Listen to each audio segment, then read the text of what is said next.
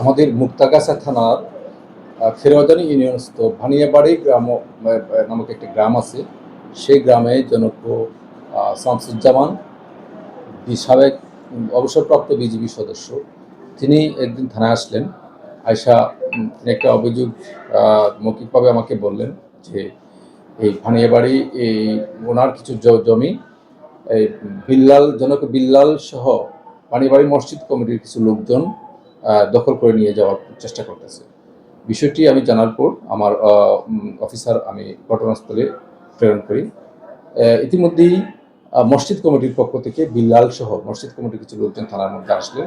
আয়সা ওনাদের অভিযোগ আমার কাছে দিলেন যে ওনাদেরকে এই শামসুজ্জামান নামে অবসরপ্রাপ্ত বিজিবি সদস্য, তিনি কিছু জায়গা মসজিদকে ওয়াকফ করেছিলেন মৌখিকভাবে, এবং সেই জায়গাটুকু মৌখিকভাবে তিনি দিয়েছেন, বাট তিনি কোনো ডকুমেন্টারি মসজিদকে দেননি।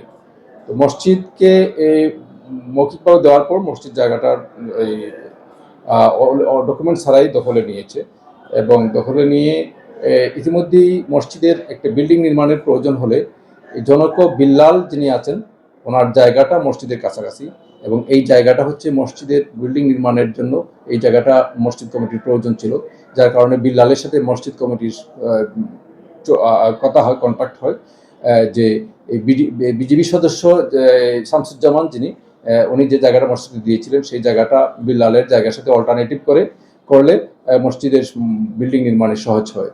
তো বিল্লাল তাতে রাজি হয়ে গেলেন। রাজি হয়ে এই শামসুজ্জামানের মসজিদকে দেওয়া জায়গাটুকু দখলে এই পজিশনে নিলেন, এবং বিল্লাল তার যে জায়গাটা মসজিদের কাছে সেই জায়গাটা মসজিদকে দিয়ে দিলেন।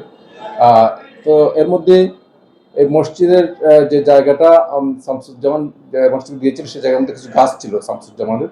তো এই গাছটা বিল্লাল কাটছেন, যেহেতু তিনি জায়গাটা মসজিদের সাথে বদল করছেন এবং তার বলেই তিনি কাটছেন। তো এই গাছ কাটা নিয়ে শামসুজ্জামান আবার আপত্তি জানালেন যে না, আমি তো গাছ দিব না। এই নিয়ে মনোমালিন্য সৃষ্টি হয়েছিল। তো মনোমালিন্য সৃষ্টি হওয়ার এক পর্যায়ে শামসুজ্জামান মসজিদকে যে জায়গাটা দিয়েছিলেন সেই জায়গাটা তিনি অস্বীকার করলেন যে না, আমি মসজিদকে জায়গা দিব না এবং আমি জায়গা দিইনি। এই অভিযোগটা আমাদের কাছে আসার পর আমরা এই বিষয়টা আমরা জানছি। জানার পরে দুপক্ষেরই অভিযোগ, মসজিদের কমিটির লোকজনের অভিযোগ হলো যে আমাদেরকে সে জায়গা দিয়েছে, এই জায়গা আমরা পাওয়ার পর আমরা জায়গার মধ্যে কিছু খরচ করেছি, আমরা মাটি খাটিয়েছি, আমরা জায়গাটার মধ্যে এই ছোট একটা ঘরও বানিয়েছি, এই জায়গাটা আমাদেরকে দখল করে দিতে হবে।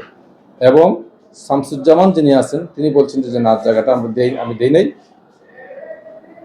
জায়গাটা এই বিল্লাল জোরপূর্বক নিয়েছে। তো উপপক্ষের অভিযোগ আমরা ইনভেস্টিগেশন করেছি, আমরা ইনভেস্টিগেশনের মধ্যে এখনো আছে। তো আমরা এই ইনভেস্টিগেশন এটাই ফলাফল যে এই ঘটনাটা আসলে ঘটছে। ঘটনাটা আসলে এই আমরা যতটুকু পেয়েছি, শামসুজ্জামান অবসরপ্রাপ্ত বিজিবি সদস্য, তিনি জায়গাটা মসজিদকে দিয়েছিলেন মৌখিকভাবে, কিন্তু এখানে ল্যাকিংস হচ্ছে যে ডকুমেন্টস হয় নাই, ডকুমেন্টস না করেই মসজিদ কর্তৃপক্ষ জায়গাটা দখলে নিয়ে নিচ্ছে, এবং জায়গাটার জায়গাটার জন্য কিছু টাকা খরচ করেছে, মাটি কেটেছে এবং কিছু ঘর একটা বানিয়েছে। তো এই পর্যায়ে আছে, এখানে কোনো মামলা হয় নাই, এখানে পুলিশ কারো কোনো পক্ষ নেয় নাই, কোন পক্ষ নিয়ে কোনো কাজ করে নাই। এই যে বিষয়টা আসছে আসলে এটা ভিত্তিহীন।